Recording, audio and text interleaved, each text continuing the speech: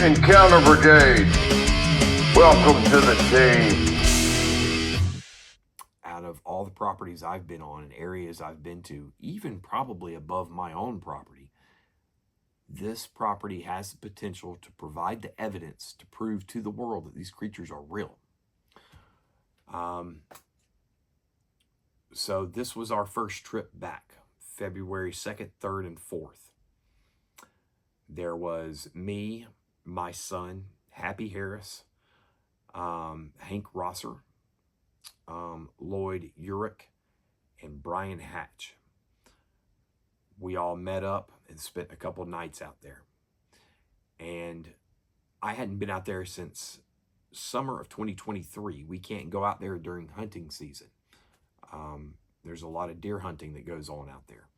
So we stay out of the area during that time. So this is our first trip back. And there's always been a little bit of fear with me about this property, even though I know they've been there for over 30 years. Things have changed. The dynamic has changed probably for them because they know that we know that they live there or that they're there. So there was a little bit of fear that maybe they're going to leave, you know. So this, to me, was a very important trip back to the area. And I have to say, I don't have that fear any longer.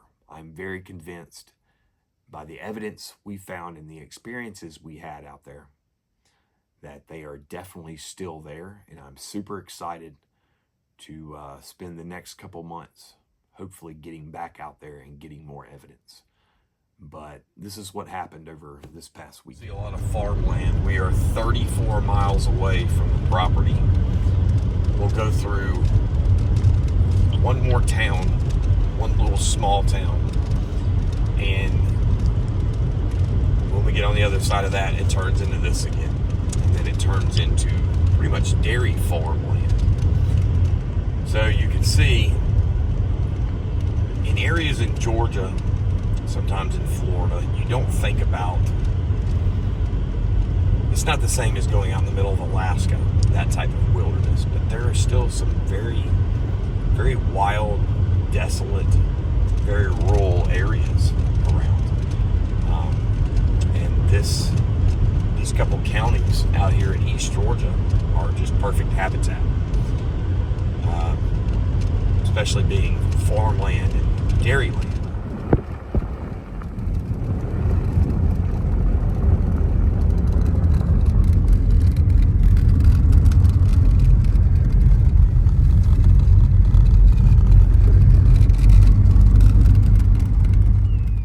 Made it out here, getting everything set up, getting our gear ready. Still waiting on Happy. Here's Hank. We've got got a thermal set up in that deer stand going down the pipeline. We got one thermal facing that direction, and then we got another thermal facing that direction. Hank just heard something in that tree line over there. We don't know what it was, but I guess we've been here about an hour. Now that's the field we usually come in on the other side down there. But they actually sold the property. There's a road that runs right here, and they actually sold it. And we used to camp right down there. That's actually where we were sitting when we saw the Sasquatch run across and then come to this creek right here and then go in the wood line right there. So we're about to start walking around everywhere out here.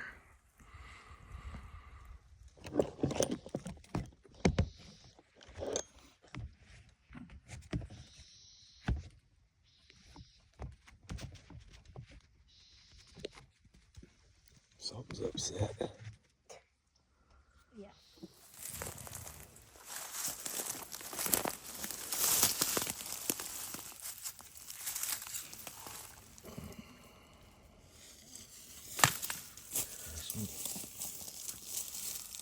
Something killed a coyote.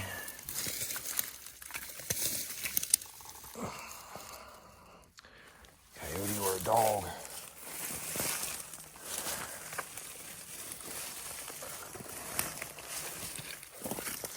the whole time we've been out here, we've heard rustling around over here on that side. And as you just saw, me and Jackson walked down to the creek. As we were walking down that way, we walked down to the first creek, then we went down to the second creek. We came back up here, and Hank said he thought he heard a whistle. Well, I pulled the audio, and right when we get down to that creek, that first creek, there is a whoa. Sounds just like a vocal. Ugh. So we'll have to put that in the computer when we get home. Maybe they're out here. Maybe we're gonna have a good trip. What you think, Jackson? Yeah. Should you come listen to it? Here, listen carefully. Squirrels going nuts down there right now. I think they're over there. I think they're over there and they're watching us. I think that's what's going on right now. I hope so. We are going to use the whiteboard because I want all of you to get a good visualization of everything that's going on and where it's happening, because we are getting some definite patterns. Now, the whole property is, we'll just say, approximately 300 acres. It is split by a gas line that runs right down the middle. So all this is just a clear grassy field. There is a large creek that runs right through the middle right here. This is a deer stand with shooting lanes, another deer stand here. I'll explain all these other little things, but the sightings that we've had and the mass majority of evidence that we have collected has only happened in an area 300 yards by 500 yards, which is pretty astonishing. And we have gotten outside of those areas. So what you just saw is when we get there, it's me and Hank. I set up my thermals, one up here in the deer stand facing that direction. Another one going that direction, another one going this direction. And we are also filming and paying attention to this wood line almost immediately, because we start hearing animals react, like there's a predator around. A little too far away from us for it to be us, but definitely back here in this wood line. So I set a recorder right here. Now, my son and I, we walk down here to the creek to check it out. And that is where we find the coyote bones right there. Turn around, come back, and Hank says, I heard a whistle while you guys were gone, coming from this direction. So Hank's here, waiting on us to come back, and he hears a whistle. I check the audio recorder, and I do not find a whistle, which is not abnormal at all. For some reason, there is some type of distortion going on when it comes to what people are hearing and what is being recorded. A lot of times there are things in recordings that seem so obvious, like popping noises. These creatures make a popping noise when they're around sometimes. I've experienced that on my own property with the growl video, where it's a very obvious growl. Well, right before that growl, there's a pop. I think there's a couple of them. I did not hear that in person. The very first night we were on this property, we got an extremely good vocal, several vocals. There was several poppings in there that we never heard in person. So Hank hears a whistle, but that's not what the audio recorder captures. What the audio recorder captures is actually two vocals. One, approximately the same time that me and my son get down to the creek area. And then another one when we get back to Hank. What I'm about to show you is the audio from the very first night we ever went out there back in 2022. It's not all of it. It actually starts with 2 howls, almost sound canine, but we think they're Sasquatch. And then that's followed by oh. Well, I took the last 2, and I looped those so you can get an idea of what you're listening for. And then I'm going to play the first vocal from when my son and I get here, and then the second vocal when we get back. And they sound very similar to the tone. Like, it obviously sounds like the same creature. I did not see, none of us saw the vocalizations come out of the mouth of a Sasquatch. But if I had to bet my next paycheck, I would say these are Sasquatch vocals, 2 of them. Once when we get here, and once when we get back. And I'm also going to include we're in the middle of a conversation. I'm explaining something to my son, and I hear something in the wood, in the wood line right here, because we're sitting here still. And it is an obvious break that's going on over there. So during the whole first 45 minutes to an hour, we hear several animals, several breaks, and then those 2, what I think are obvious vocals. So here's that. Check this out.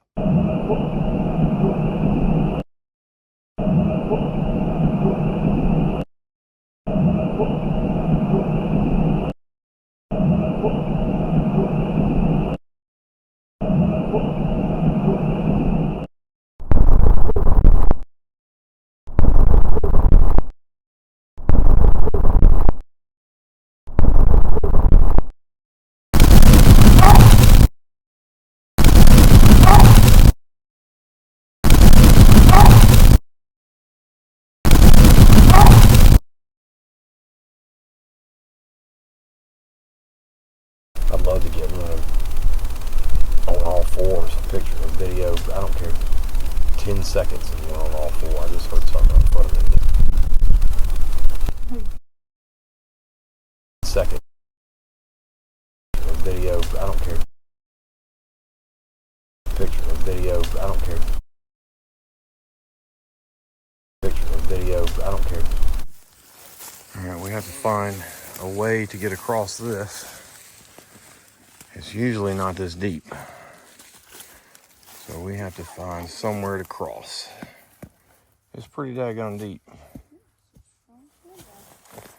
But I think we'll probably have better luck trying to cross that side and then coming back over. From what I remember, it's always a little lower on this end.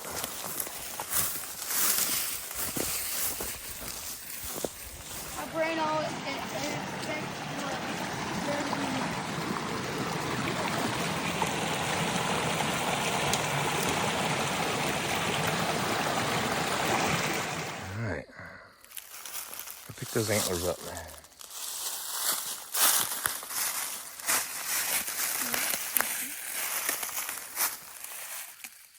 Wait, does that look? Oh yeah.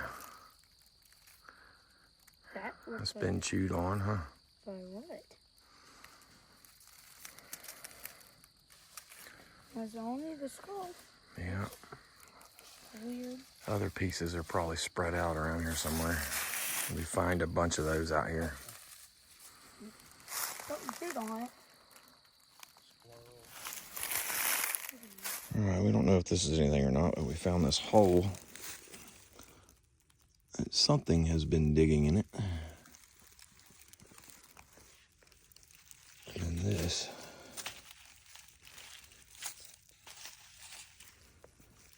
Kind of odd.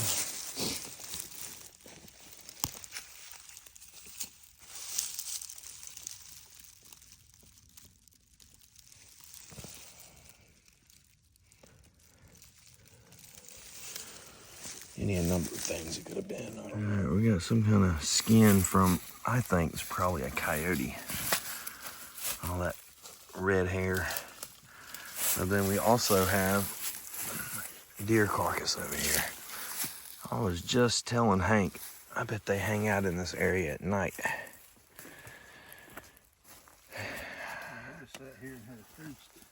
Sit here and watch this field out here, but there's at least 2 different types of animals in here.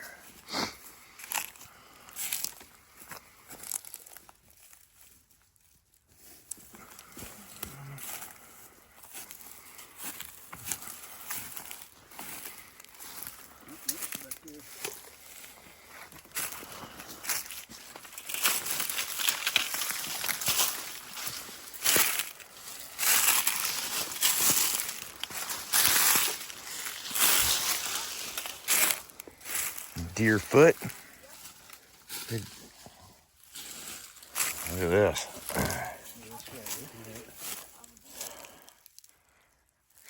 There are different animals all over the place out here, which is not abnormal.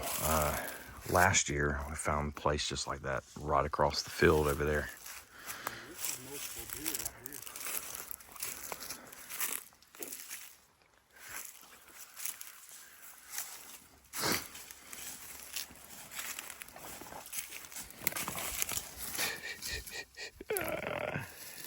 Jackpot. I guess This is where they eat more bones.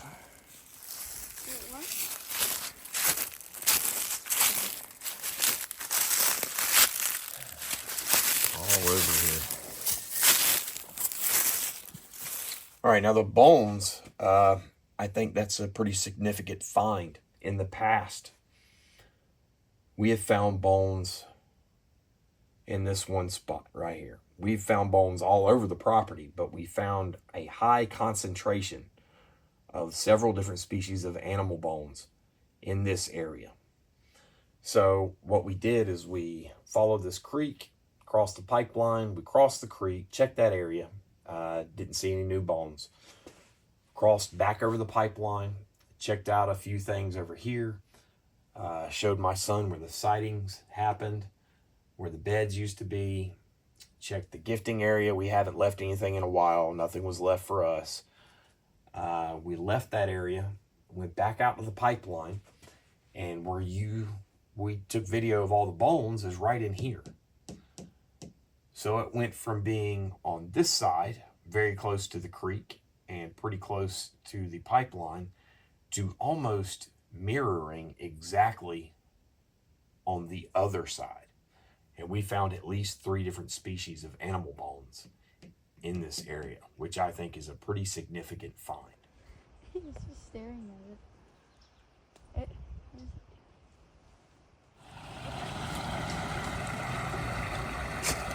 All right, there's no way to know for sure, but this is kind of like what we found before with the 10-point deer rack in it. Now, all this stuff could have fell in sequence. Trees fall in the woods, but document it because of the deer skull we found underneath the one before. All right, this has been twisted. Look out, Jackson.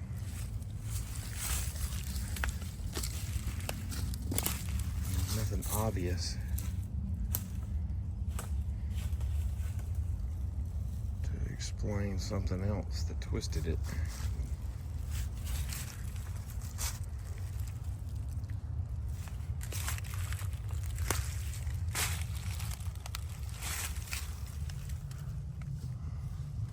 This is a mess.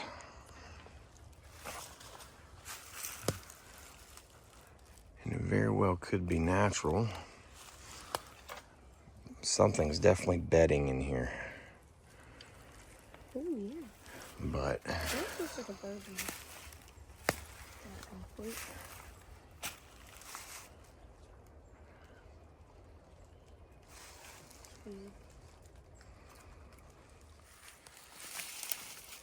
so that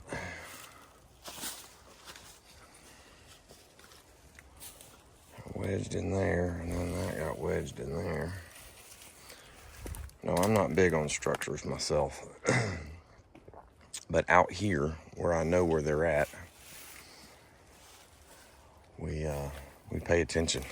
That's all I'll say about that. Another little perfect X right there.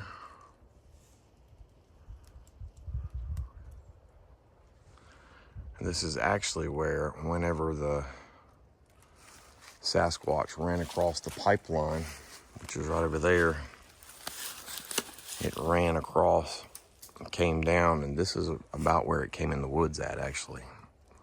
We're very close to that spot. The day that 3 of us had 2 sightings. And a little wedge work going on here. Wedged in, holding that up.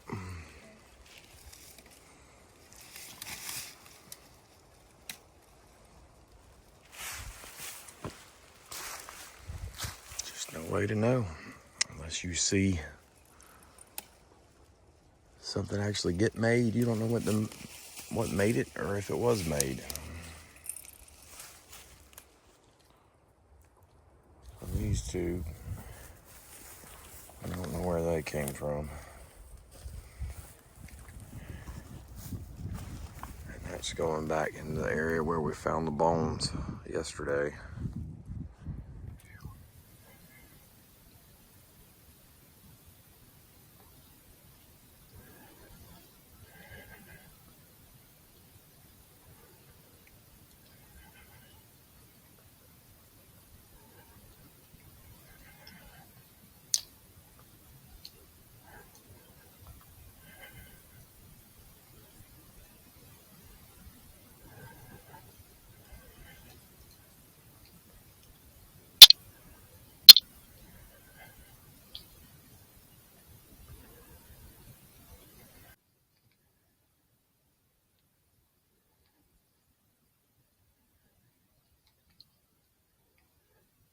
That's pretty much everything that evidence-wise that we collected, that you've seen. But we had an incident at night that was pretty interesting.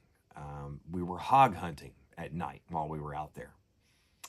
And I wasn't too thrilled about the idea of us walking around with rifles at night. But then I thought, you know what? It would be great if we could shoot hogs and just leave it and see what happens. Or maybe the Sasquatch would be like, all right, these guys are out here hunting. They shoot a pig and they leave it. So maybe it would bring them around. So I got on board, right? That and the property owner definitely wanted us to shoot as many hogs as we could. They're tearing up his property. So we all went out Friday night. Not much happened. Everybody had a good time, blah, blah, blah. Came back. Saturday night, we all went out. They were lined up like this. This is a big field with a little island of trees, a deer stand. This is where Brian's location was. This is where Lloyd was, and this is where Hank was. When they came back, Brian had mentioned seeing something. And then he the next day, went more into detail, and after figuring out exactly where everyone was, he wound up being a little confused as to what happened, because he saw something that looked like a man across the field from him. But he was kind enough to let me record an interview that I did with him over the telephone. So I will let him explain everything in his own words. And I will, while he's talking, just include this basic map so you can get an idea of where everyone is and the direction he was facing and everything else. So remember, Brian, Lloyd, Hank, deer stand. I'm way back at camp, out of the way when all this is going on. And remember that red dot right there. Lloyd had given us our positions, and we headed to the field. I was on the south side. We were all going to be on the south side. I had the first position closest to the road, the access road to the field. Matt was about 300, maybe 400 yards to my left, and then Lloyd was all the way down. That's what he had told us. And so, of course, I got set up first, and I saw those guys kind of go behind me through the woods, and then onto the road, the access road that was back behind the woods, and then they sort of disappeared. A little while later, I saw, I think it was Matt's headlamp sort of come out of the field, and I was situated, so I had a thermal scope on my rifle, and I scanned from the right to the left, and I got to, I want to say, 40 degrees from what would have been directly in front of me, and there's kind of on the opposite side of the field, there's thicket, maybe 100 yards from the field to the woods. In the very corner where I had seen a pig the night before, there was a human figure in the scope, and I didn't realize it at first. I put it on, I saw the heat signature, and as I sort of was sorting out what I saw, as soon as I realized it was a humanoid figure, I could see the head and the shoulders and the arms. I pulled the rifle away because I thought that I misunderstood where Matt was supposed to be. And I thought, well, maybe he was going to go across the field and look back. And I thought, well, that doesn't make a lot of sense to me because, you know, we all have rifles. Right. And so I, because, of course, we were out there pig hunting. So, or at least, you know, that was my main goal, was to shoot pigs. And so I did not focus on it for very long. I mean, it's gun safety. I was like, whoa, you know, that's not cool. And right, that wasn't the plan at all. Well, no, that was not what my understanding was. And but clear as day, there was a heat signature. I had it on red hot, so there was a white outline with a red body. And you know, thinking about it, I can't tell how tall it was, but I was all the way. You were in that field. You saw how big it was. I was all the way to the right, and this was halfway down across from a deer stand. The deer stand had to be 20 feet, the top of the deer stand. And I picked this thing up, and, you know, I couldn't compare it to that, but all I could see was the top half, because the bottom half was obscured by the brush or tree or whatever. So that was basically it. You know, we stayed out there for hours after that. Now, weren't you hearing something behind you? I did. I heard some, you know, it sounded like monkey sounds. There was a frog or something. It was a bog back there. And, you know, I don't really get spooked in the woods, but I had originally set up right on the tree line. And it was so dark that night. And all I had was the thermal. So I picked my chair up and I moved it about 6 feet in, not for any particular reason other than it was just kind of, you know, spooky back there. Made you feel and better. I kept hearing, well, I just thought, you know, if a hog or whatever wanted to, you know, come around, at least I'd have about a 6 foot notice. Right. You know, it'd have to come out to the field. So anyway, I still had my back to it, and there was a really annoying frog or something, and it would make its little sound like a chirp sound, and it was consistent. It was like a clock, but about every 45 minutes it would go into this weird sort of, like it was breathing. It would make a different sound, and then it would cycle back and it would continue to do what it was doing. And you know, I took comfort in that because, you know, I know if there was a predator or anything around, you know, everything kind of gets quiet, but this thing was just being as loud as it could be. Right.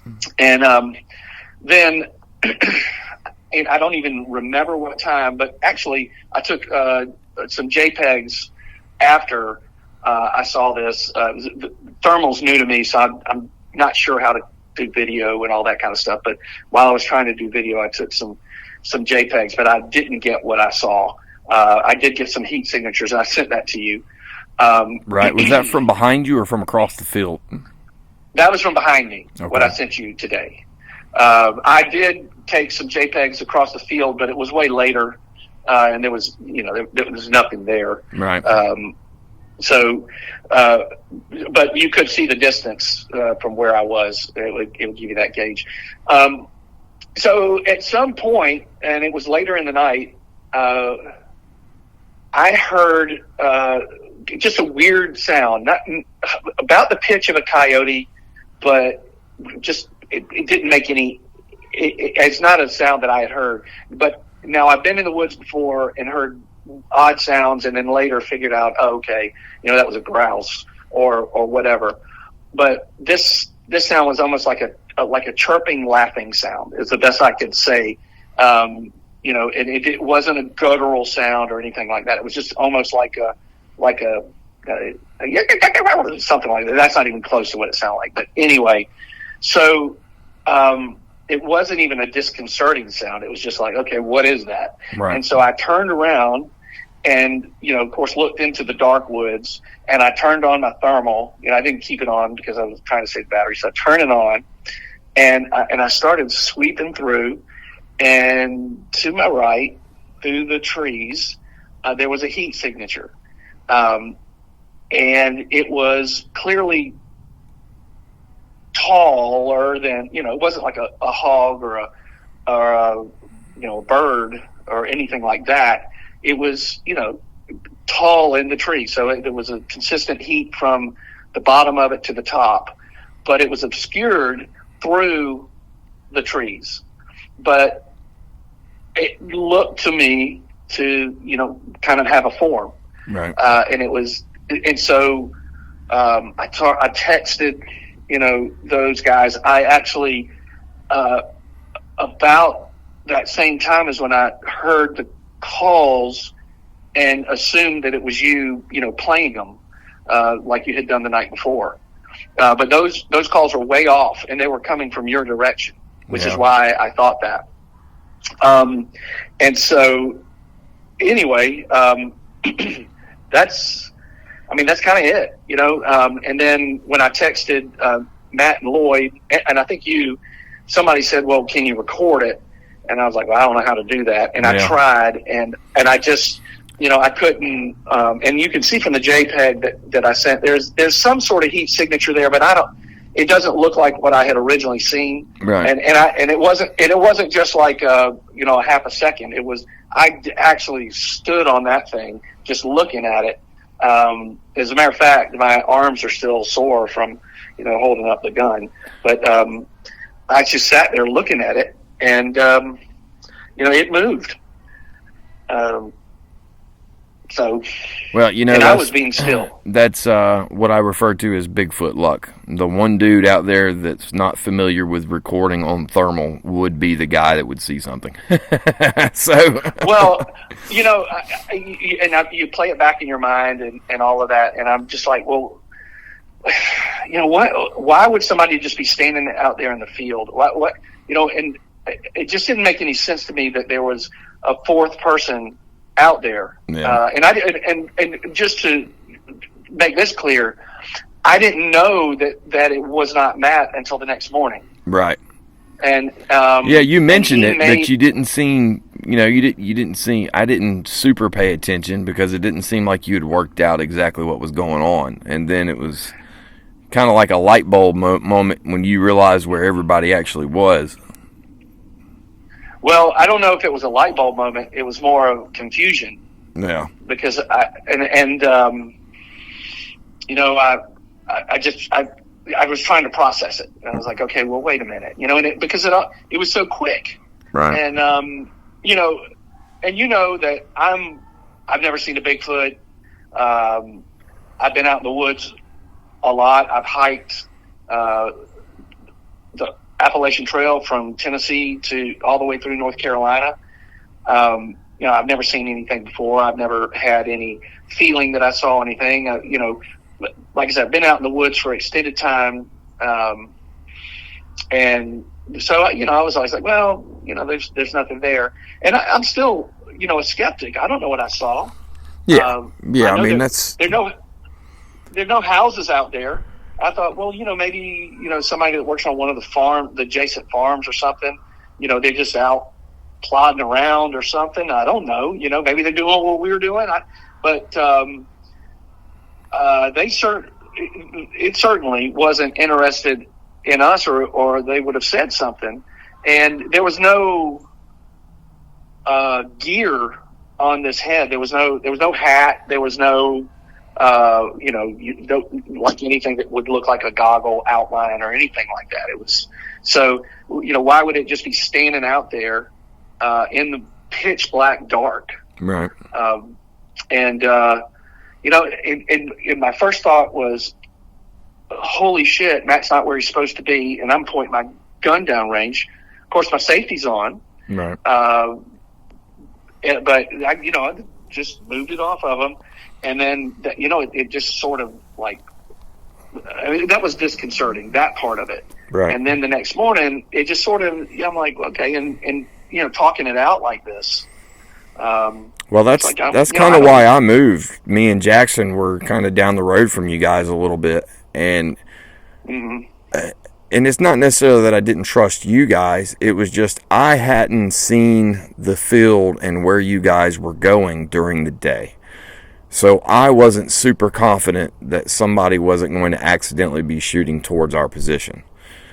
Because I didn't understand the layout in my head. So that's when I was like, well, you know what? I saw a sign down there by the camp where the creek. Jackson's not digging this anyway, so I'll just go back down there, because I didn't want to be in the line at all. I didn't want to take a chance with him out there. But I saw your headlamps when y'all were coming up the road. I saw. So it wasn't us at all. We were on the complete opposite side, so it couldn't have been us. Oh, there's no question it was y'all. There's no way it could have been you, because y'all went down the pipeline and we went that other way. I mean, you'd have had to sprint, and you'd have had to sprint through thick woods, right, or that thicket. And believe me, I was in that thicket, and it's full of briars and everything. There's no way you can move through that fast. Now, where was the track, or where you found where it looked like something stepped and broke all those sticks? Where was that at in location to where you saw the thing or where you were sitting? Well, it was between where Matt and I were, but on the opposite side, probably about 10 feet into the thicket, maybe. Okay. And back there were a lot of spots where you could see the hogs had been sleeping and a lot of things patted down. And I sent you that picture. And it just, it's kind of soft sand, you could see, but it looked like something had sort of, pushed through. It could have been a big boot or whatever, but it would have had to been a pretty big one. And right. I took a picture with my foot next to it. I have no idea what I'm looking at or for, but if y'all are saying Bigfoot's out there, I'm like, well, I'm going to start looking. There's I go out a lot of different places, and you're always on the lookout for stuff. Obviously, we're out there looking for for a Bigfoot, but I've never seen a property like this in my life that's had this many sightings, activity, and evidence all at once. So, I mean, it's not far off to think that, yes, something was standing. And in fact, where you said this thing was, about 100 yards behind there is where we had our sighting at. So, it's, we'll never know, but all you can do is report what you saw, Well, I'll tell you what, I've been looking for night vision goggles all day. Yeah. On the internet. 'Cause we will never know what Brian saw that night, but it was enough to open him up to the idea that, hey, maybe there is something out there. Maybe these guys are on to something. I believe. We'll see. We'll see how it goes. It would be great. I believe the interest has been sparked in him, and hope that he continues to come out there with us. He said he was, definitely wanted to do that. Plus, he doesn't live that far away from the property, so that would be great. That's all you can ask people to do, is to have an open mind, and then let whatever happen. But I believe they were there. based on what was going on when me, Hank, and my son first got there, and we were having the activity in the woods. Obviously got the vocals. So I believe they were there. Odds are they were probably watching the whole time we were there. And then when we all split up, we were no longer a big group, that's when Brian sees something. But we may never know. But it's pretty interesting, you know, pretty interesting. The other parts of the trip, the bone piles, it's very, very telling that it went from being on one side of the pipeline, there used to be a bunch of bones in one area, to now it's exactly mirrored and gone to the other side. That's pretty interesting. You saw me state in the video that I'm not huge on structures or markers. And it's because in order to prove that, you got to see something actually make it. But I will tell you this. Both sides of the pipeline are almost exactly the same. They both have pine thickets on each side near the creek. They both have water in some of the areas besides the creek. The ground is wet. They both lead into hardwood thickets. But only on that one side do you find the structures. That's the way it's been every single time we go out there. On the other side, where we actually had the sightings, where the beds used to be, where we found that hole, have no idea what made that hole. It was just interesting. There's never been anything that looks like a marker or a structure over there, but we found several on the other side. This was the first time we found a marker type thing with the two crossed the pine trees right there on the edge where we walked in and then found all those bones. That's the only time we've found anything like that out there on that side. We still don't know where that came from. Maybe they were just cut down and thrown over there. We don't know. But it's definitely odd that we only find those markers or structures on one side and not on the other. In conclusion, I think this was a great trip. I plan to go out there within the next week or two by myself. I'll probably do a live from the field out there because I will be by myself. It'd be great to have, you know, somebody to talk to while I'm out there. Plus, I have the new parabolic that came in from Kreider, Robert Kreider. So I will be putting it to the test. But thank you for joining. Thank you for watching. Thank you for your support.